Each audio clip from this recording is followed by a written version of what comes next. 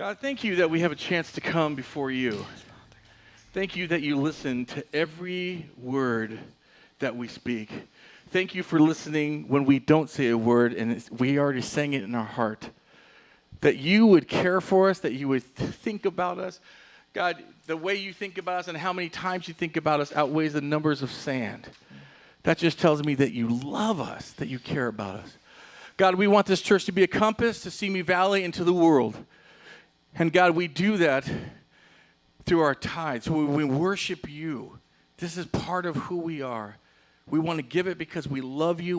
We know the things that are happening here. People are believing in Jesus, and people are growing in Jesus. God, that's what we love this church. So God, in our time of giving, I pray that's just not something we put. It's not the amount. It's just our heart to say this is what's happening. I believe what this church is doing and what Christ is doing in this church. In your name, amen.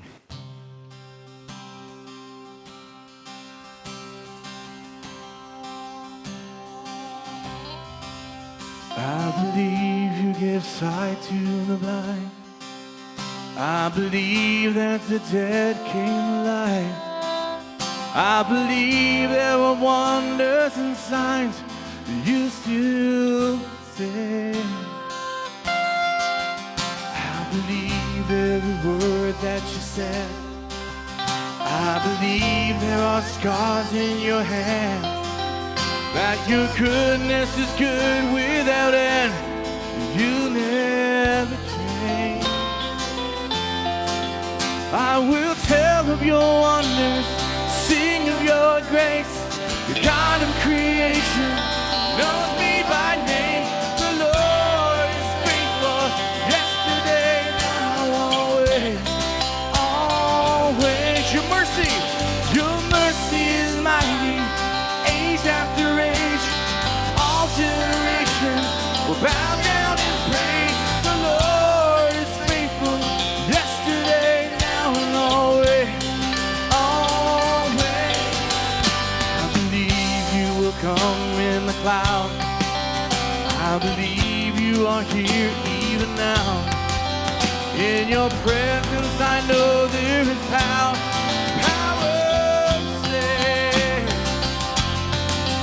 I will tell of your wonders, sing of your grace.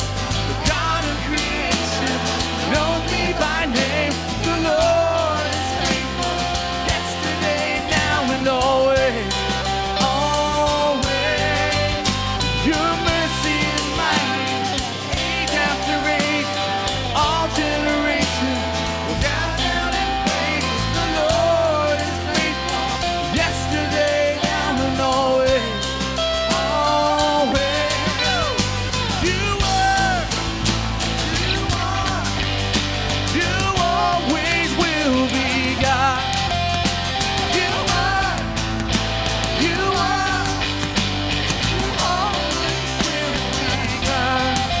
Yes, you always will be God.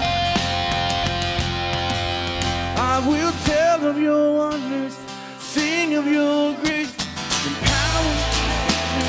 Knows me by name. The Lord is faithful, yesterday, now, and always, always. Your mercy is mighty, age after age, all generations. Bow down and praise. The Lord is faithful, yesterday, now, and always, always. You were, you always will be God.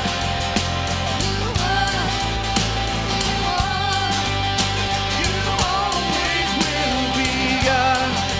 Yes, you always will be God. Your mercy is mighty, age after age, all generations will bow down and praise. The Lord is faithful, yesterday, now, and always.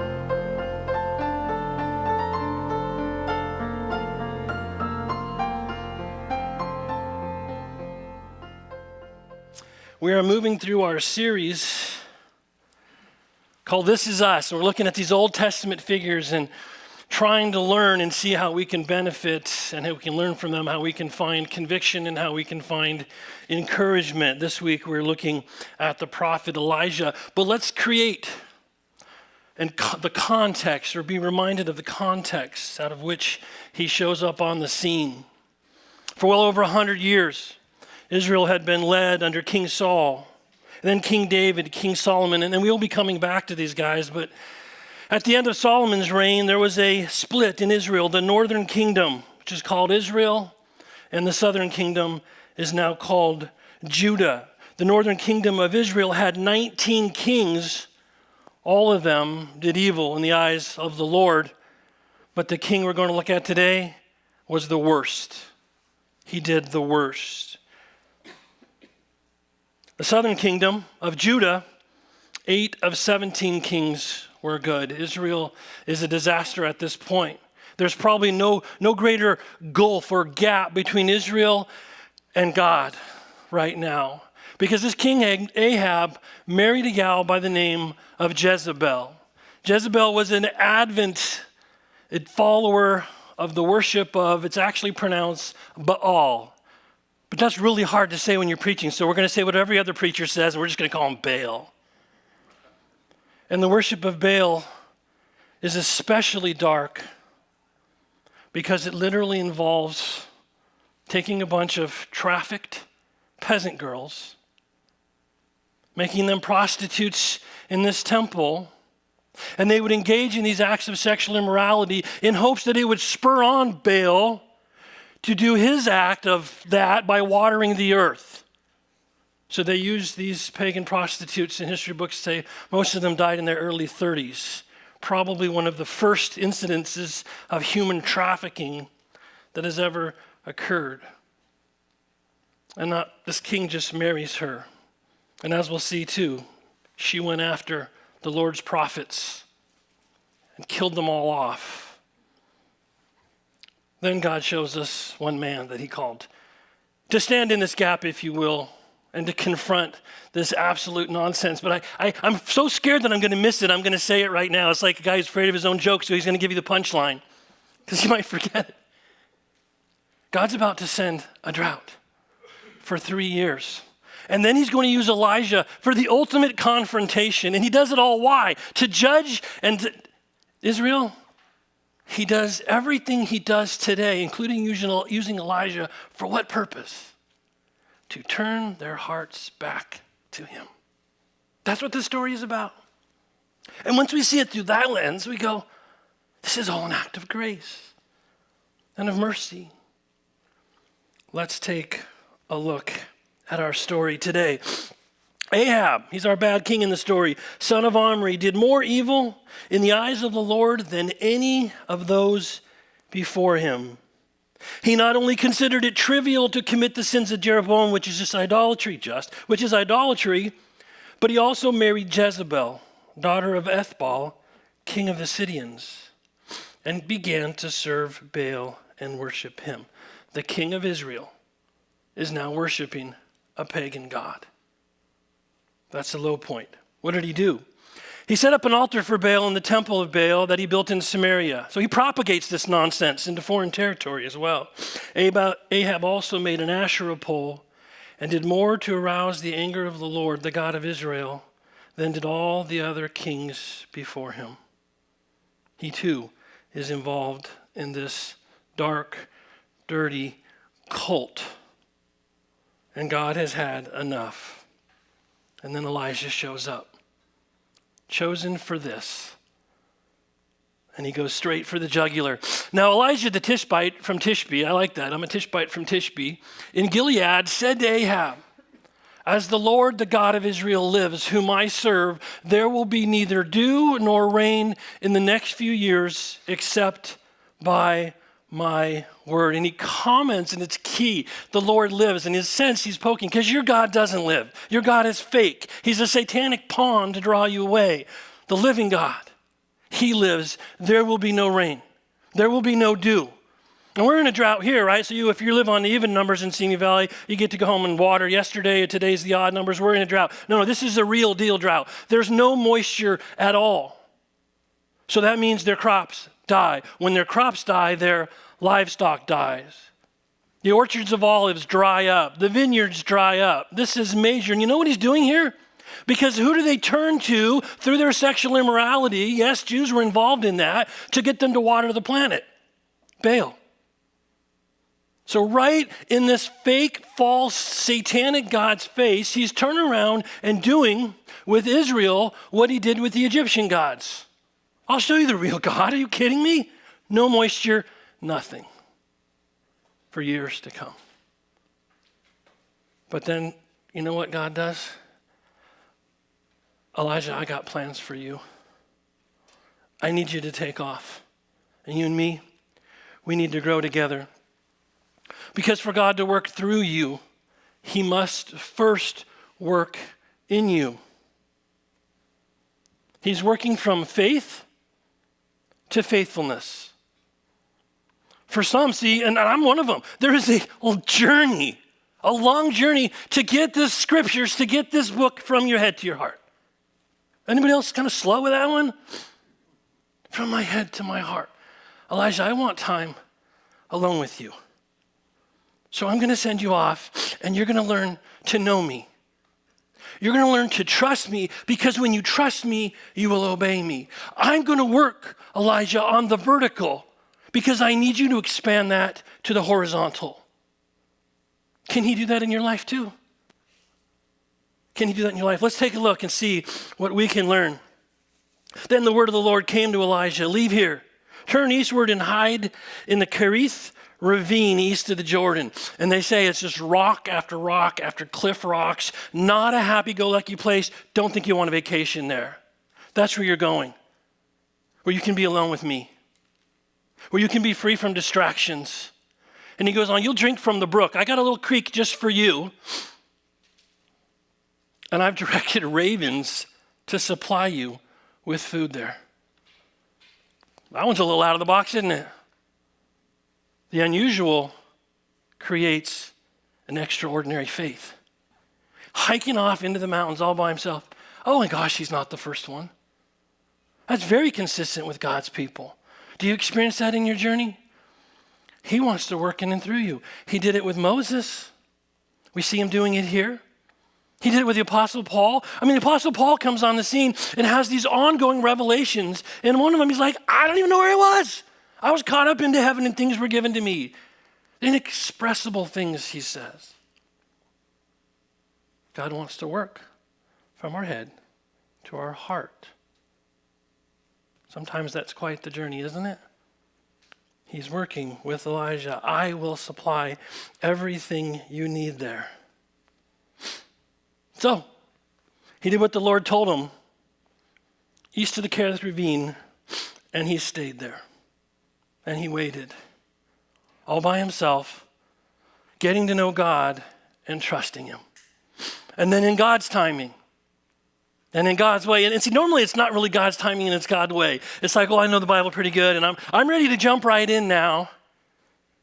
Boy, if there's one attribute of God that we all need to learn, me first, is patience. Patience, Elijah. When I see that you know me, when I see that your heart is right, I have something more for you. Because the trial I'm going to take you on isn't just going to benefit you. What you're going to learn is not about just you. It's not about the vertical. It's about the horizontal. And I have more ministry for you. A lot more, in fact. But you need to journey with me. Elijah needed to learn the power of God through nature, through a bird. A raven's actually biblically a dirty bird. In a sense, and I won't build a case for it now, symbolic of the darkness in many ways that he would confront. God is sovereign over a dirty bird. He's sovereign over the enemy. And he's sovereign over every need in your life. He needed to understand the power of God.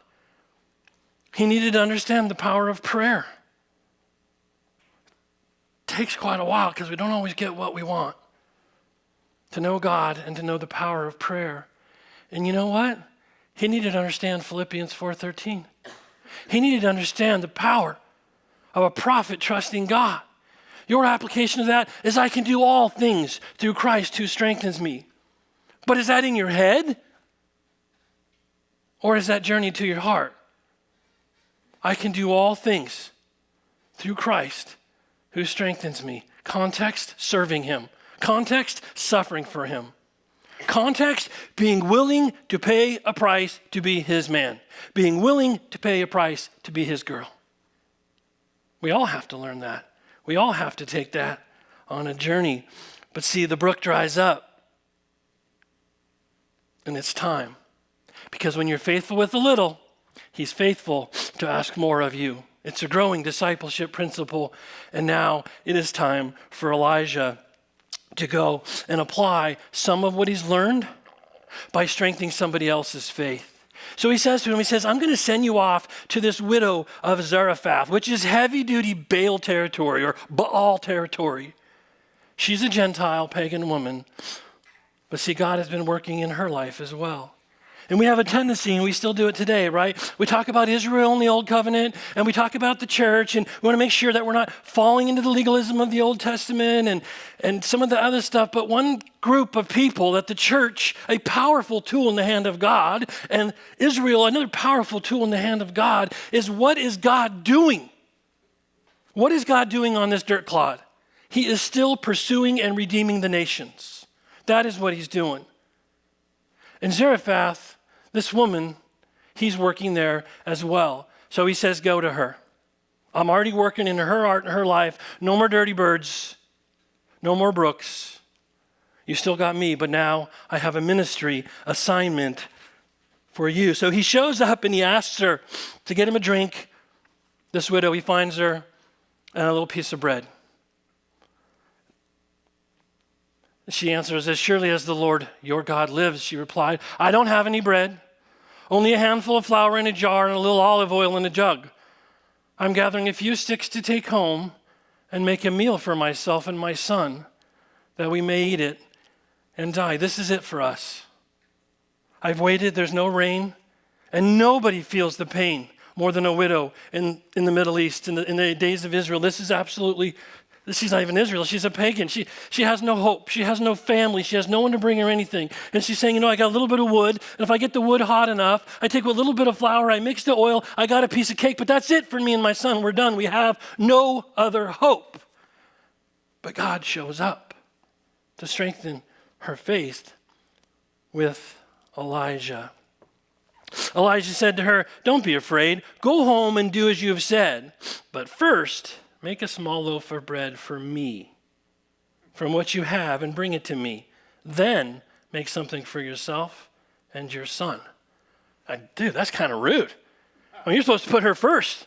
And the kid, how old is he? You're going to take food off the table from this kid? No, why? Because he has explicit instructions from God. He knows exactly what's going to happen. For this is what the Lord, the God of Israel, says. The jar of flour will not be used up, and the jug of oil will not run dry until the day the Lord sends rain on the land. He is working in this pagan widow's life because she's part of John 3:16.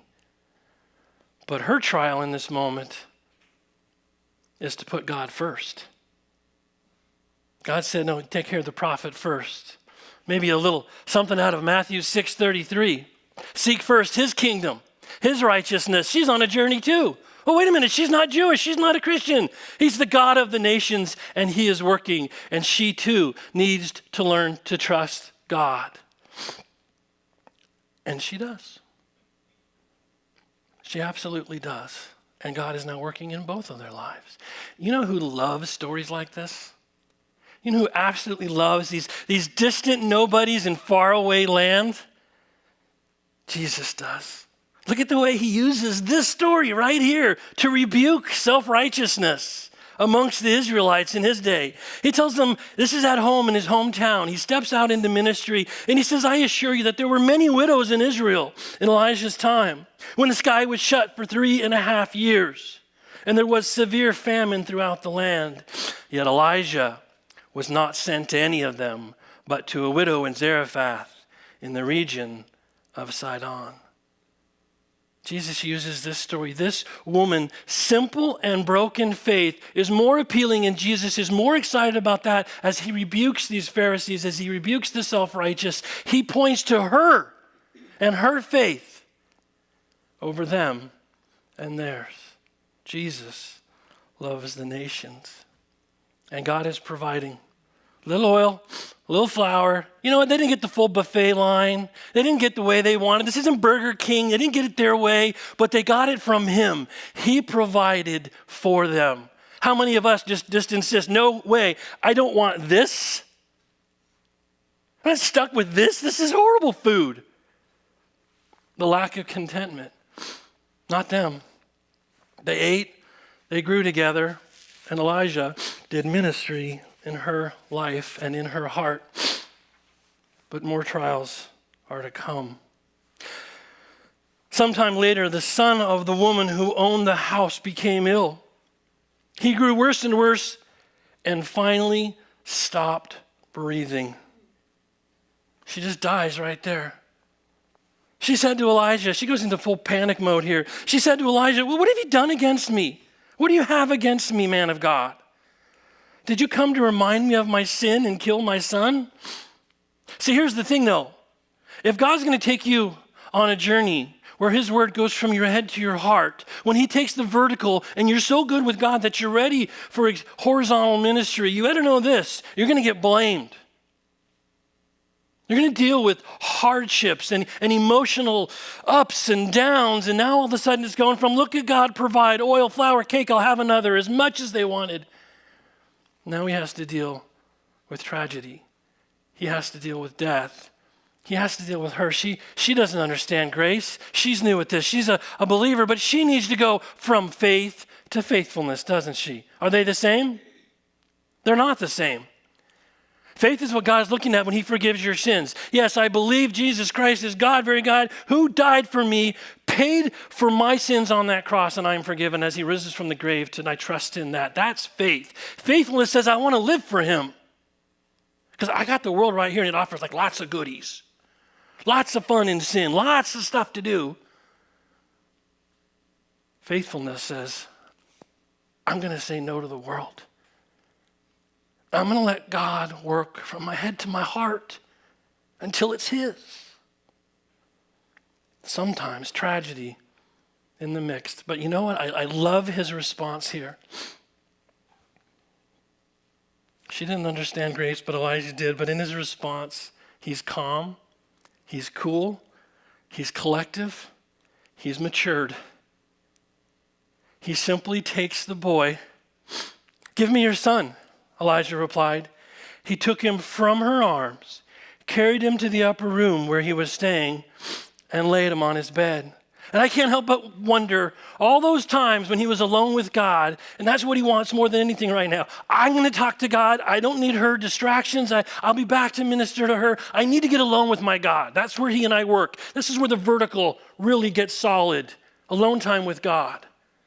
That's what Elijah wanted. He doesn't rebuke her panic. He doesn't offer a theological lesson. Give me the kid. Calm, cool, and collective. It looks like he's getting to a point where he's ready to go stand face to face with the greatest threat to all of Israel. But he goes up to the room and then he has his own little moment here. I don't know if you see a moment in this, I do. Then he cried out to the Lord, Lord my God, have you brought tragedy even on this widow I am staying with by causing her son to die? What are you doing? What are you doing? We brought through all this and you brought me here and he just, not in front of her, on his own. He works on this vertical relationship and he bears his heart out. Was this really part of the plan? I would encourage you to keep it real in your prayer life. Keep it real. And I mean, you're talking to God, very God, but if you got to let him have it a little bit, hey, that's between you and him. Should be a little bit of respect for who he is, but at the same time, we buy into these Max Lucado prayers. Love Max Lucado, love all the fancy artwork, but it doesn't have to be that pretty. What are you doing? And how do I interact with that? What am I supposed to do with this? And perhaps in that answer, God simply said, you know me, Elijah. And then God said, by the way, third time's a charm. He stretched himself out on the boy 3 times and cried out to the Lord, Lord my God, let this boy's life return to him. The Lord heard Elijah's cry, and the boy's life returned to him, and he lived. Elijah picked up the child and carried him down from the room into the house. He gave him to his mother and said, look, your son is alive. First resurrection of the dead in the scriptures. There you go. Your son is alive, ma'am. Her faith has been solidified. Then the woman said to Elijah, now I know that you are a man of God, and that the word of the Lord from your mouth is the truth. He had did some ministry. He had grown, he had shared. And God says, you know what? I think you're about ready, Elijah. Are you ready for some ministry? After a long time, in the 3rd year, the word of the Lord came to Elijah, go and present yourself to Ahab. I will send rain on the land. So Elijah went to present himself to Ahab. Now the famine was severe in Samaria, and Ahab had summoned Obadiah. His palace administrator, Obadiah, was a devout believer in the Lord. Of all the callings, wouldn't you like it to be a double agent for God? He's literally Ahab's helper. Ahab is married to Jezebel, and Jezebel is doing everything she can to kill the people of God. And God's like, I don't think so. I got one of mine right where I want him.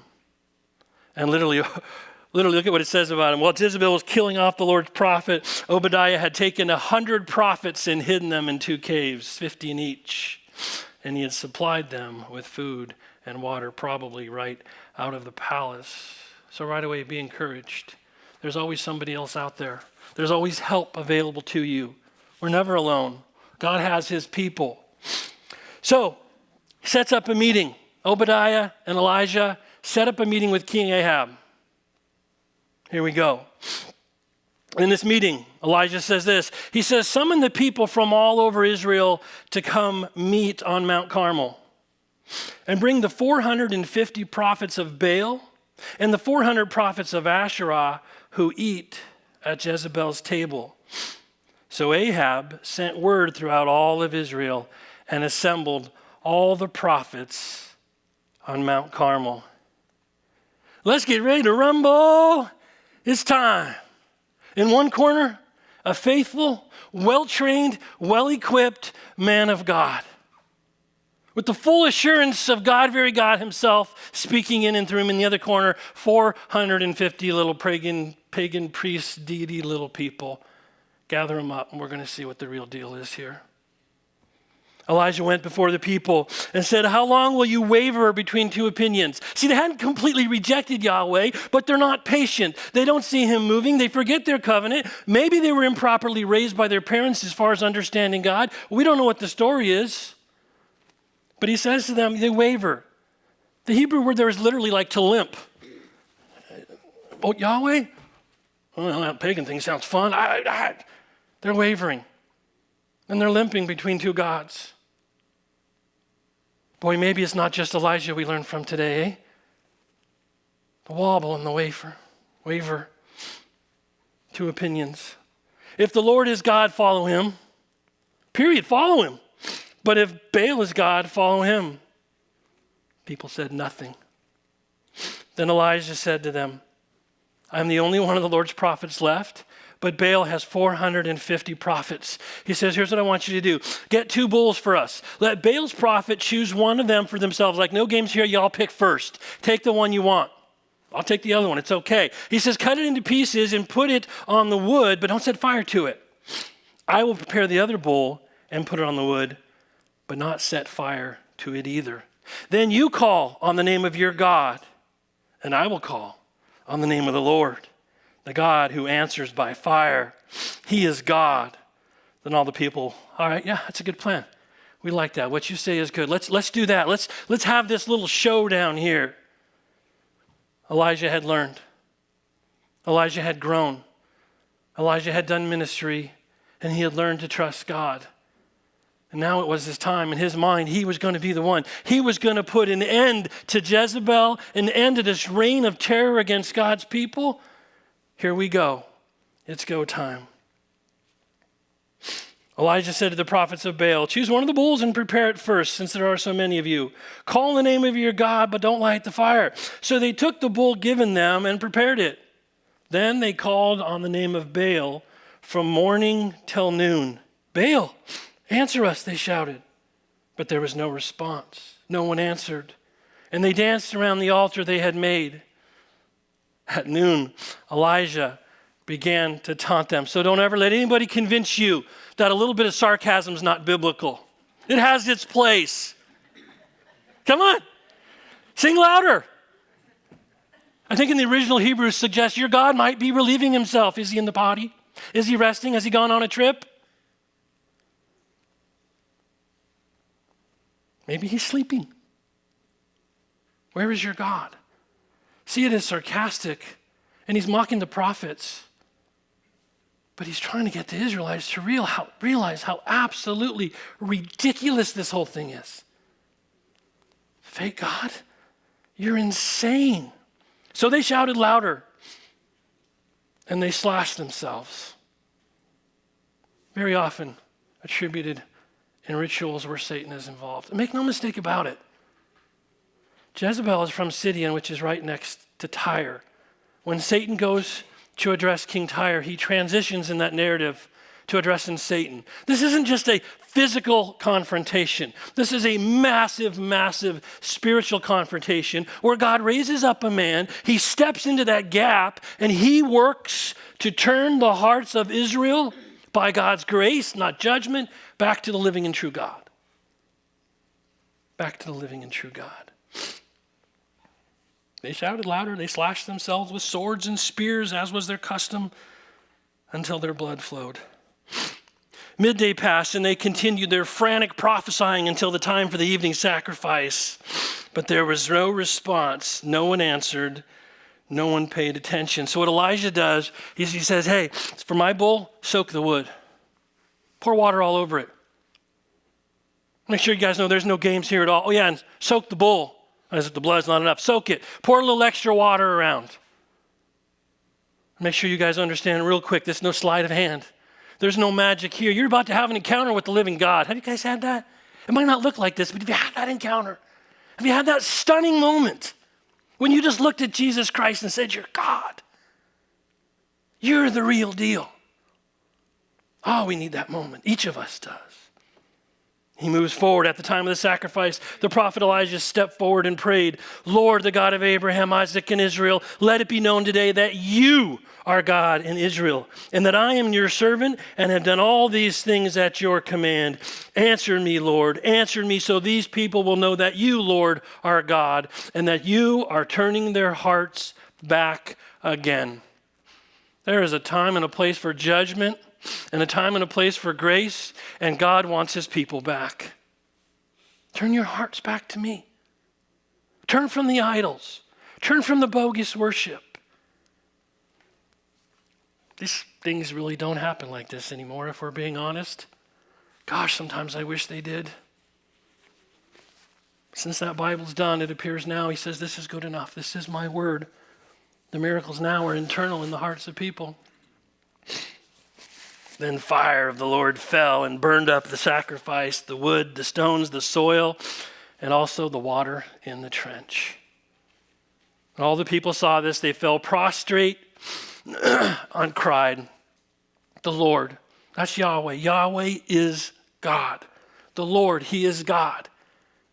I mean, Elijah's got to be ecstatic. Like all of those hand-delivered raven sandwiches, all my time alone, my time with the widow eating cakes, like, I paid a price for this. This is the ultimate victory. This is what everybody should be waiting for in ministry, right? I mean, finally, all this preparation, I stepped into the gap, God showed up, and God won, and the people's hearts returned to God.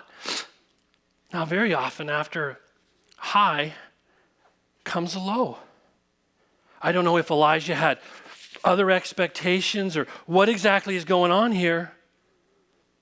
I have a hunch as I read this story, he thought this was going to put an end to Jezebel and the worship of Baal throughout Israel, and it didn't.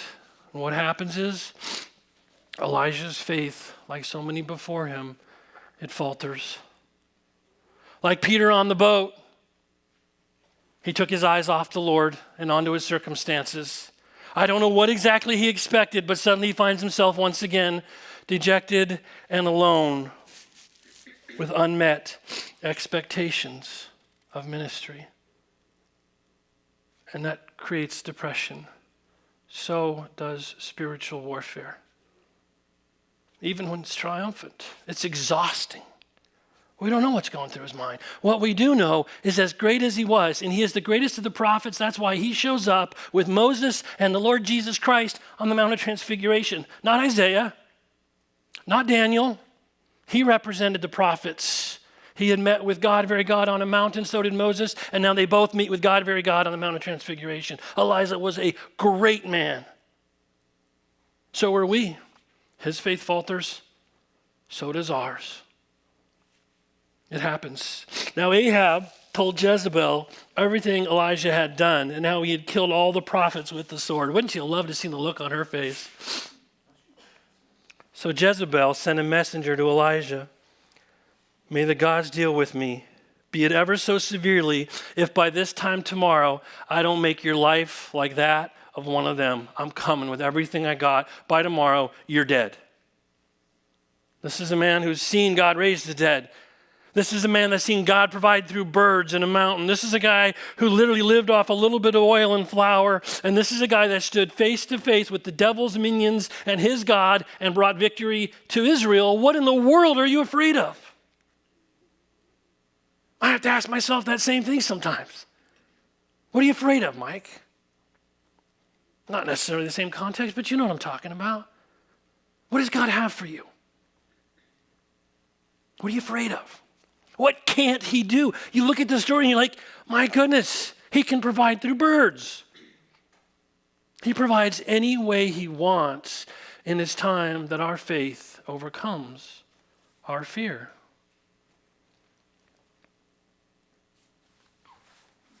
So Elijah was afraid. He ran for his life. When he came to Beersheba in Judah, he left his servant there. There's this mystery servant with him. I haven't yet to figure out who this guy is. But while he himself went on a day's journey into the wilderness, he came to a broom bush, sat down under it, and prayed that he might die. Well, what kind of pity party is that? Well, it's the same kind Moses had. Spiritual warfare is absolutely exhausting. It's depressing. He needed more time with God. Take my life. Take my life. I'm no better than any other Jew. I'm no better than my ancestors. I have had enough. I can't stand in the gap anymore. Can you kind of feel his depression, his fear? His faith has truly faltered. And God, the God of grace, met him right where he was, gives him ample provision, and sends him on a 40-day jaunt into the wilderness. Have we seen that before? He needed a little more time alone with God. And that's exactly what God did for him. Gave him that time to relax, to be refreshed, and then he stepped back into ministry. He appointed a couple other leaders, and in the end, he handed the baton. He handed the baton. He handed the baton. What he had learned, what he'd seen. He knew now at some point, I wasn't the end game. God himself will destroy Satan in the end in the lake of fire. I just have a chapter to live. And when my chapter is done, can I stand back and say, my faith faltered, I was lonely, I was depressed, I was miserable, but I hung it out and I passed the baton. And there will come a day that some follower of Jesus Christ will proclaim the gospel for the last time before those clouds rock open and a trumpet goes off and the dead in Christ arise and we all go home. Somebody will be the last one. It wasn't Elijah. Maybe that's why he was depressed. He thought he was going to turn Israel completely around. Jesus will do that. You have a role to play. The end game is his. I think that's the lesson here. As he prepares to hand off his ministry to Elijah, I get these guys twisted. As they're walking along and talking together, suddenly a chariot of fire and horses of fire appeared and separated the two of them, and Elijah went up to heaven in a whirlwind. And that too, they claimed the gods of Baal traveled in chariots of fire. And so God says one final statement. You're the real deal. Come with me. And off he went. What do we learn from a story like Elijah? I encourage you to read it numerous times. We're just hitting some highlights here. But what can we apply? First of all, are we even at a place where we can learn like Elijah, or we still have maybe a little bit of a limp like the Israelites? See, our idols, they don't look the same as Baal or Baal or anything like that, but we have them too. And God tells us that friendship with the world is enmity towards him. What is an idol? It's a nasty noun. Person, place, or thing that gets between you and God is an idol. And some of us are still walking this line. We're like being sold out to Christ, but all the goodies of the world, and they're not all evil, but if they dominate your time, if they dominate your talents, if they dominate and become the treasure of your heart, my goodness, we're not even ready for the step like of Elijah. We have to stop limping and decide. If he's God, follow him. Do you have faith? That faith is all God asks of you. In a moment in time, he declares you to be righteous based on the person and work of Jesus Christ on the cross. We are the only religion in the world where you are completely forgiven and gifted righteousness the moment you believe. But that does not make you faithful. It makes you righteous in his eyes. It makes you forgiven. It gives you eternal life, but it doesn't make you faithful. What makes you faithful is your willingness to submit to him. If he's God, follow him. Let him do the surgery. Get it from your head to your heart. And that will make you faithful. And then if he's changed our heart, would you pay a price to be involved in a heart change for somebody else? Would you be able to take what you've learned, what he's done in your life, and bring it to a fruitful end for somebody else? And we go through the trials, and here's what we do. We whine. We complain. The Bible says, consider it pure joy. Joy. Be happy when you face various trials. I know, right? Good luck. But that's what he tells us. Because why? Because he's God and he's working from your heart to your head. He's working from the vertical to the horizontal. He wants to work in and through you. Of course it's different than Elijah. But he wants to use you nonetheless to change hearts. Are you willing to love people in such a way that will allow him to do that? And maybe as the band comes up and we have some more worship, I certainly don't want you to not listen to Andy and not worship, but at some point in this time, let's ask ourselves collectively, would he work in us so that he can work through us? Maybe he's got your head, but has he worked in your heart to prepare us? I'm still holding on that God is do something awesome in this church. I do. But maybe we have to ask him if he's going to work in us before he can work through us. And maybe we can all ask him what that looks like as we close in worship. Father in heaven, excuse my nose, folks. God, we thank you so much for stories like Elijah. You would take this guy, and I just have a sense I just want to relate to him, just getting in people's faces and just calling down and all that stuff. That's fine, God. I know it's a neat story, but above anything else, Lord, would you work in my heart? Would you work in our hearts for our calling, for your purpose? Work in and through us that we might bring about heart change and see people come to know Jesus and have eternal life. We thank you, Lord, for what you're doing in this church and in our lives. God's people said, amen.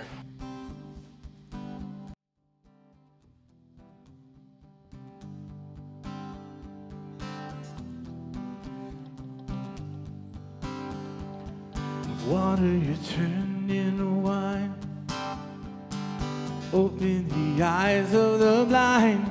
There's no one like you. None like you. Into the darkness we shine. Out of the ashes we rise. No one like you. None like you. Why don't you stand with me? Our God is greater. Our God is stronger. God, you are higher than any other.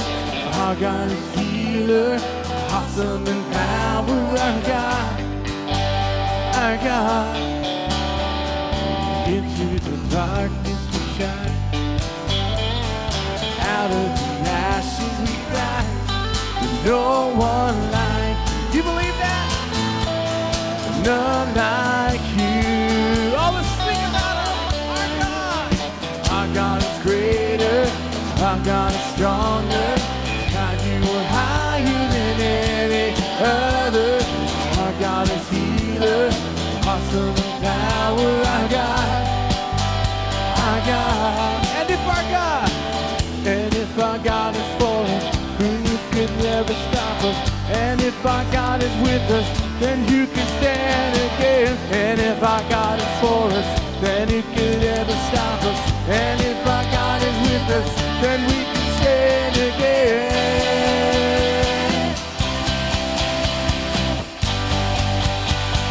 Then what could stand again?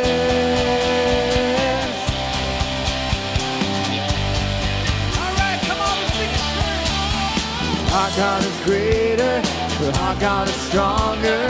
God, you are higher than any other. Our God is healer, awesome in power. Our God, our God, our God is greater. Our God is stronger. God, you are higher than any other. Our God is healer, awesome in power. Our God. Just sing that one more time. Our God is greater, our God is stronger. God, you are higher than any other. Our God is healer, awesome in power. Our God. Band, come on down, just your voices. Our God is greater, our God is stronger. God, you are higher than any other. Our God is healer, awesome in power. Our God. Our God. Do you believe that? We'll see you next week. Thank you for being here this morning at Compass. Love you guys. Our God is greater.